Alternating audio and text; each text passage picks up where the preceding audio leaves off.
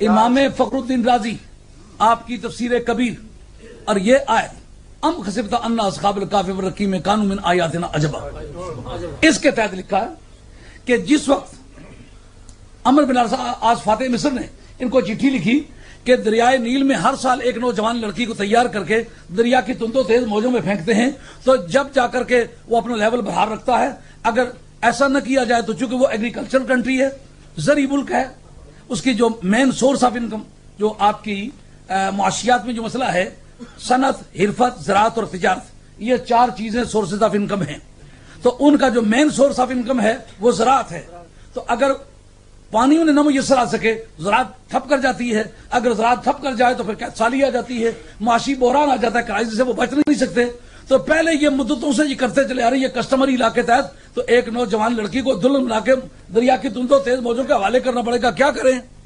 واہ فاروق اعظم، اس جگہ پتہ چلے گا سنی کون ہے۔ ان کے کرامات کے طور پر تو آپ نے یہ بات سنی ہوئی ہے، جس وقت حضرت فاروق اعظم اس کو چٹھی لکھی دریا کو، اس جگہ میں آپ سے کھڑے ہو کر کے چند سوالات کروں گا اور اس کی روشنی میں سنیت کا تعین کروں گا۔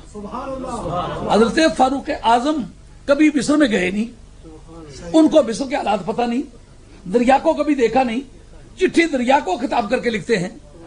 اب مجھے یہ بتلاؤ لکھتے کون سی زبان میں ہیں؟ عربی میں۔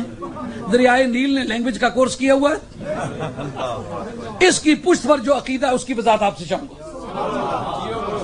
میں اگر دیوار سے کہوں دیوار اونچی ہو جا، مجھے لوگ پاگل خانے میں لے جائیں گے کہ نہیں؟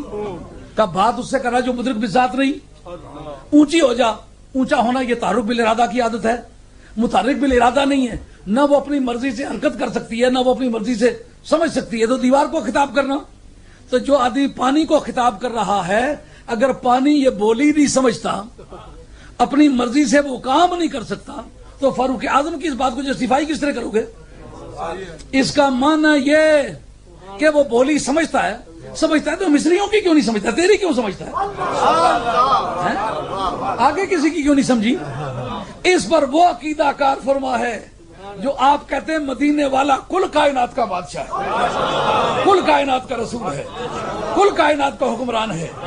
اگر وہ چاند کو کہہ دے چاند کو ٹوٹ کے زمین پر آنا پڑتا ہے، اگر وہ سورج کو حکم دے دے اسے پلٹنا پڑتا ہے، اگر درختوں کو حکم دے دے دوڑنا پڑتا ہے، پہاڑوں کو حکم دے ناچنا پڑتا ہے، پتھروں کو حکم دے پانی میں تیرنا پڑتا ہے۔ وہ جانتے ہیں میں وائکیریس لائبلٹی کا آدمی ہوں، ریپرزینٹ کرتا ہوں سرکار کو، سرکار کل کائنات کے حکمران ہیں، جس کو جو حکم دے تو وہ پاورز ڈیلیگیٹ ہے، لگے تیر تے طاقت کمان دی، جوگی چیلمل ہے سونی کا علاقے سے، لگے تیر تے طاقت کمان دی۔ جس طرح کہ ایک بیٹا اپنے باپ کی وراثت کو انہیرٹ کرتا ہے نا، ورثے میں پاتا ہے، زمین، مکان، دکان، اسی طرح نبی کے روحانی فرزند نبی کے روحانی کمالات کو انہیرٹ کرتے ہیں، ورثے میں پاتے ہیں۔ انہیں پتا ہے کہ میرا نبی اگر پہاڑوں کو حکم دے پہاڑ ناچتے ہیں، چاند کو حکم دے ٹوٹتے ہیں، اور کل ما یمکن للنبی معجزۃ یمکن لولیہ کرامۃ۔ امام عبدالوہاب شورانی اپنی صدی کا مجدد، مصر کا رہنے والا، یہ وہ عبدالوہاب نہیں، دوسری شے جو ہے یہ امام عبدالوہاب شورانی، یہ مصری سادات میں سے ہیں، اپنی صدی کا مجدد ہے۔ انہوں نے کتاب لکھی الیواقیت والجواہر فی عقائد الاکابر، اس کے اندر یہ رولنگ موجود ہے، اور الحمدللہ یہ تقریباً میری شانی ہوئی کتاب ہے۔ اس کے اندر لکھتے ہیں کہ ہر وہ چیز جو کسی نبی کا معجزہ ہو اس کے امتی ولی کے لیے بطور کرامت کے ممکن ہوتی ہے۔ تو چونکہ سرکار کے معجزات میں یہ بات موجود ہے، اب انہوں نے کیا کس عقیدے کی بنیاد پر لکھا کہ رہے خدا کی کائنات میں تو مصر کو پتہ نہ ہو کہ مدینے والا کون ہے، اور مدینے والے کو جاننے کے ناطے سے یہ نہ جانے کہ عمر کون ہے۔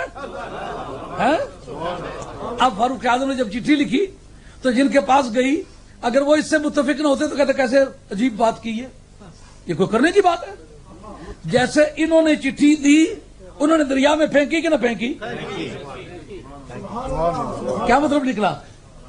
اس میں کسی کو اختلاف تھا ہی نہیں، وہ جانتے تھے کہ نگاہ مرد مومن سے بدل جاتی ہے، کسی نے اختلاف نہ کیا، کیونکہ انہوں نے مجلس شورا کو بٹھا کے یہ فیصلہ کیا تھا کہ کریں کیا، جناب عمر کو لکھے. جب جواب آیا تو کھول کے سب کو سنایا کیا کریں. اس کا مطلب یہ کہ جتنا سٹاف تھا، جتنی ایگزیکٹو، جوڈیشری، لیجسلیچر مصر کی سرزمین میں پروونشل لیول پر موجود تھی، ان سب صحابہ اور تابعین کو اکٹھا کیا، ان کے سامنے یہ مشورہ رکھا. انہوں نے کہا تم لگتے کیا پھینکو، عمر نے چٹھی لکھی ہے، ایسی تیسی دریا کی سیدھا نہ ہو. جغرافیائی طور پر آج پوری دنیا مانتی ہے کہ سب سے لمبا دریا مصر ہے، سب سے زیادہ پانی والا دریا مصر ہے.